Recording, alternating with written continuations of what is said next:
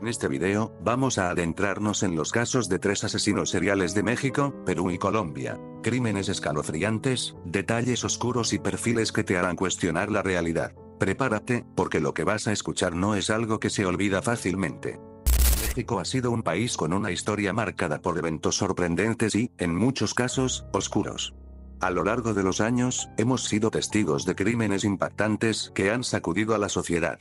Desde asesinatos brutales hasta figuras que dejaron una huella en la historia criminal del país. Hoy, te llevaremos a través de 3 de los asesinos seriales más notorios que marcaron a México, cuyas historias nos muestran la violencia y la oscuridad que habita en ciertos rincones del país. De acuerdo con su perfil psicológico, este sujeto tenía un resentimiento hacia las mujeres y no sentía culpa o arrepentimiento al cometer sus homicidios. José Luis Calva Cepeda fue detenido el 8 de octubre de 2007, en su departamento ubicado en la colonia Guerrero, en la Ciudad de México. La policía llegó al lugar tras investigar la desaparición de Alejandra Galeana, una mujer que había sido reportada como desaparecida por sus familiares. Y que, según versiones, mantenía una relación sentimental con Calva. Cuando los agentes entraron al departamento, se toparon con una de las escenas más perturbadoras en la historia criminal del país. En la cocina. Una pierna humana estaba cocinándose dentro de una sartén. Y en el refrigerador había más restos humanos, cuidadosamente envueltos en papel aluminio. Además del macabro hallazgo, encontraron un manuscrito escrito por el propio Calva, titulado Instintos caníbales o 12 días, donde aparentemente relataba pensamientos oscuros, fantasías violentas. Y su visión personal del canibalismo. En el lugar también había recortes de periódicos relacionados con asesinatos de mujeres. Así como libros de literatura oscura y algunos cuentos de terror. Tras ser detenido, Calva fue trasladado al reclusorio Oriente, pero solo 3 días después, el 11 de octubre. Fue encontrado muerto en su celda. Se había colgado con un cinturón, que ató a los barrotes de una ventana. Tenía 38 años de edad. Y nunca fue juzgado por el crimen. Su caso quedó grabado en la memoria colectiva, no solo por el asesinato, sino por el acto de canibalismo, y la perturbadora escena que dejó atrás. Juana Barraza, cada vez que mataba a una mujer, era como si matara a su propia madre. Odiaba a las señoras porque mi mamá me maltrataba, me pegaba y siempre me maldecía. Juana Barraza Samperio, conocida como la Mataviejitas, fue una luchadora profesional. Y también una de las asesinas seriales más infames de México. Actuaba bajo el nombre de la Dama del Silencio en el ring. Pero fuera de él, tenía un perfil mucho más oscuro. Entre finales de los años 90 y hasta el 2006, Juana fue responsable del asesinato de al menos 17 mujeres de la tercera edad. Aunque se sospecha que la cifra real podría ser mucho mayor. Su modus operandi consistía en ganarse la confianza de mujeres mayores que vivían solas. Fingía ser trabajadora social o enfermera del gobierno, y una vez dentro de las casas, las estrangulaba con objetos como bufandas, cables, o cinturones. Los crímenes ocurrieron principalmente en la Ciudad de México, y durante años, la policía pensó que el responsable era un hombre. Debido a la fuerza con la que eran cometidos los asesinatos. Fue detenida en enero del 2006, justo después de asesinar a su última víctima. Un testigo la vio salir del lugar, y ayudó a identificarla. En su casa encontraron objetos robados a varias de sus víctimas, y evidencias suficientes para vincularla con los crímenes. Durante el juicio, Juana nunca mostró remordimiento. Fue condenada a 759 años de prisión, aunque legalmente solo puede cumplir un máximo de 60.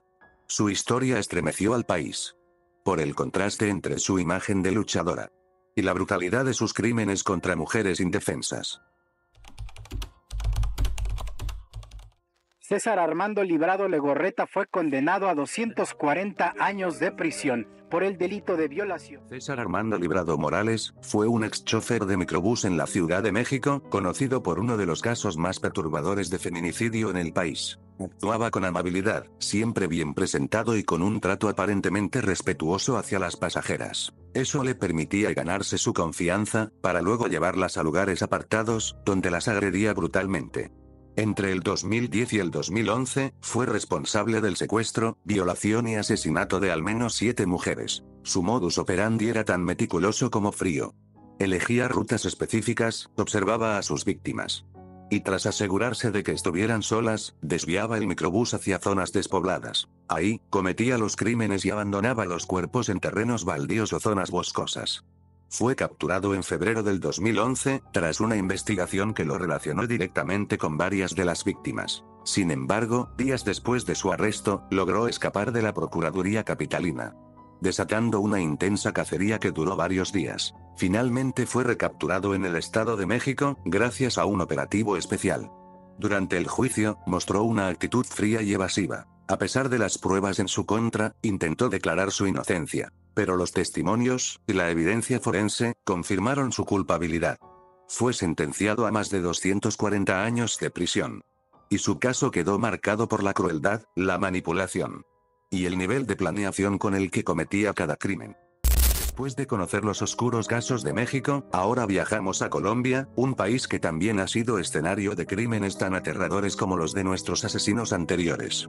Aquí, el caso de uno de los asesinos más conocidos de la región nos muestra la frialdad y brutalidad con la que algunas personas operan. ¿Por qué? No, no. Luis Alfredo Garavito nació el 25 de enero de 1957, en Colombia. Conocido como el monstruo de Génova, es uno de los asesinos seriales más brutales y tristemente conocidos de Latinoamérica.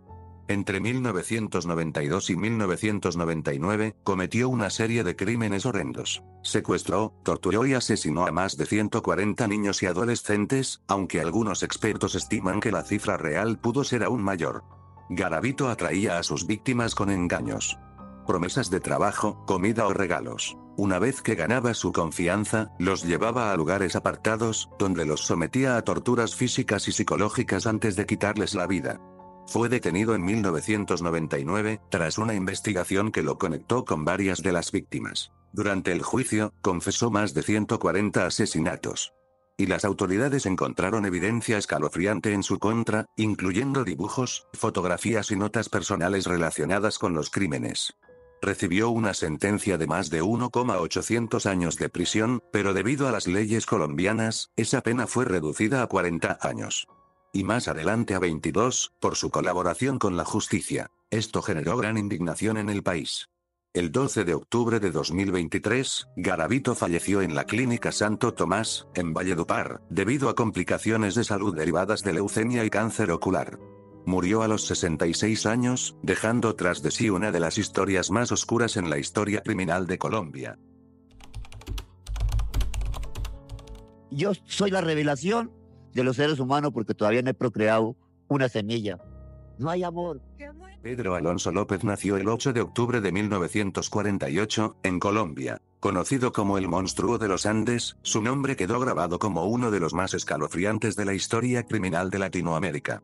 Durante las décadas de los 70 y 80, López fue responsable de una ola de asesinatos en Colombia, Ecuador y Perú. Sus víctimas eran principalmente niñas y adolescentes de entre 9 y 12 años.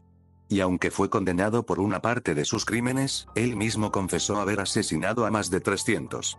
Su modus operandi era cruel y repetitivo. Vigilaba a niñas en mercados o zonas rurales, ganaba su confianza, las llevaba a lugares apartados. Y ahí las atacaba sin piedad. Después de cometer los asesinatos, enterraba los cuerpos en fosas comunes, dejando una estela de muerte en su paso por 3 países. Fue detenido en Ecuador en 1980, gracias al testimonio de una sobreviviente. Durante su interrogatorio, confesó más de 300 crímenes. Y llevó a las autoridades a varias de las fosas donde ocultó los restos de sus víctimas. Pero a pesar de la magnitud del caso, solo fue condenado a 16 años de prisión. En 1994 fue liberado por buena conducta, y deportado a Colombia. Ahí fue detenido brevemente, evaluado en un hospital psiquiátrico, y luego puesto en libertad. Desde entonces, su paradero es desconocido. Su historia es un recordatorio brutal de cómo uno de los asesinos más peligrosos de la región pudo desaparecer sin dejar rastro. La voz que me decía, víctima, deme víctimas, deme víctimas. Manuel Octavio Bermúdez, un vendedor de helados ambulante, caminaba diariamente por las calles del Valle del Cauca, Colombia. Tenía una rutina sencilla y una apariencia tranquila. Pero detrás de esa fachada se escondía uno de los asesinos seriales más perturbadores del país. Durante años, Bermúdez aprovechó su trabajo para acercarse a niños en zonas rurales. Ganaba su confianza con una sonrisa, y los alejaba de sus hogares sin levantar sospechas. Una vez solos, los llevaba a cañaduzales o zonas apartadas. Y ahí cometía sus crímenes. Sus víctimas eran en su mayoría menores de entre 6 y 12 años.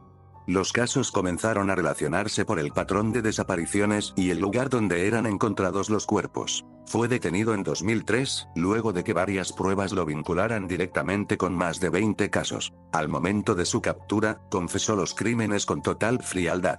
Durante el juicio, se le atribuyeron oficialmente al menos 21 víctimas. Sin embargo, algunos investigadores creen que la cifra podría ser aún mayor. Fue sentenciado a 25 años de prisión, la pena máxima en ese momento según las leyes colombianas. Manuel Octavio Bermúdez murió en prisión el 17 de octubre de 2024, por causas naturales. Con su muerte, se cerró uno de los capítulos más oscuros en la historia criminal de Colombia. Ahora, damos un giro hacia Perú, un país con una rica historia y cultura, pero también marcado por casos oscuros de violencia que estremecieron a la nación.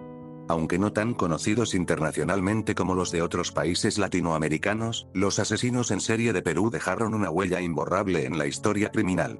En esta sección, exploraremos los casos de algunos de los criminales más notorios que aterraron a la sociedad peruana. Lo que llama la atención también en este caso es por qué la policía demoró tanto tiempo en atar todos estos asesinatos a una misma mano. Pedro Pablo Nakada, conocido como el Apóstol de la Muerte, es uno de los asesinos más infames de la historia reciente de Perú. A principios de los años 2000, Nakada comenzó su macabra serie de crímenes en Lima. Su modus operandi era peculiar, ya que atraía a sus víctimas, principalmente mujeres jóvenes, bajo el pretexto de ofrecerles ayuda espiritual. Se hacía pasar por un hombre religioso y les prometía resolver sus problemas personales. Sin embargo, lo que realmente hacía era manipularlas psicológicamente y llevarlas a un estado de vulnerabilidad, antes de asesinarlas. Los detalles de sus crímenes fueron escalofriantes. Se descubrió que Nakada las mataba de manera meticulosa, incluso guardando algunos objetos de sus víctimas como recuerdos. Durante su arresto, la policía encontró evidencias que apuntaban a más de una docena de mujeres muertas, pero el número exacto de víctimas nunca se pudo determinar con certeza. Fue capturado en 2004 y condenado a varias décadas de prisión. Durante su juicio, Nakada mostró una sorprendente frialdad, sin mostrar arrepentimiento por sus crímenes. Su historia dejó a la sociedad peruana atónita, ya que nunca imaginaron que un hombre que se hacía pasar por un apóstol pudiera esconder una mente tan perversa.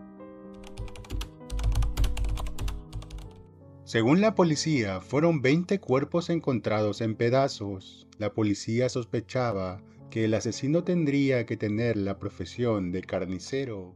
Ángel Díaz Balbín, nacido en Lima en 1960, es uno de los asesinos más macabros y temidos de la historia reciente de Perú. Conocido como el Sádico de Lima, su nombre está marcado por una serie de crímenes espeluznantes que aterraron a la ciudad durante los años 80. Este individuo seleccionaba a mujeres jóvenes, principalmente trabajadoras sexuales, para sus atroces actos. Lo que realmente lo distinguía de otros criminales era su sadismo. Díaz Balbín no solo asesinaba a sus víctimas, sino que las sometía a torturas extremas antes de darles muerte. Su brutalidad era tan perturbadora que la policía no tardó en asociarlo con el terror que se apoderaba de la ciudad. La captura de Ángel Díaz Balbín ocurrió el 3 de octubre de 1984, cuando un testigo logró identificarlo tras un nuevo asesinato. Se le vincula con al menos 5 mujeres asesinadas, aunque la policía sospecha que su número real de víctimas podría haber sido mucho mayor. En el juicio que siguió, Díaz Balbín no mostró remordimiento ni temor. Durante todo el proceso, su actitud era fría y calculadora, lo que dejó una impresión escalofriante en todos los presentes. Fue condenado a prisión, pero su historia quedó marcada como una de las más horribles en la memoria colectiva de Lima. Díaz Balbín pasó sus últimos años en la cárcel, pero su nombre sigue siendo recordado por su brutalidad y la forma en que aterrorizó a la ciudad durante años. Los crímenes cometidos por Pedro Pablo Nakada y Ángel Díaz Balbín son solo una muestra del lado más oscuro de la historia criminal en Perú. Aunque no todos los casos llegaron a ser conocidos internacionalmente, cada uno dejó cicatrices profundas en sus comunidades. Casos que, aún con el paso del tiempo, siguen causando escalofríos, y que nos recuerdan que el verdadero terror no siempre es ficción. En cada rincón de Latinoamérica, la historia está llena de horror. Algunos de estos asesinos fueron símbolos del mal, pero también son un recordatorio de lo que sucede cuando se dejan pasar señales, cuando el crimen se esconde tras las sombras de la sociedad. Estas personas marcaron a generaciones, no solo por los crímenes que cometieron, sino por el miedo que sembraron. En todos estos casos, la verdad, por más oscura que sea, siempre sale a la luz. Si este recorrido por las mentes más oscuras de Latinoamérica te ha impactado, no olvides suscribirte y activar la campanita para no perderte más historias escalofriantes. Déjanos un comentario y dime, ¿qué caso te sorprendió más? Muchas gracias por ver este video, banda. Se vienen cositas raza. Recuerda, en cada sombra hay una historia esperando ser contada.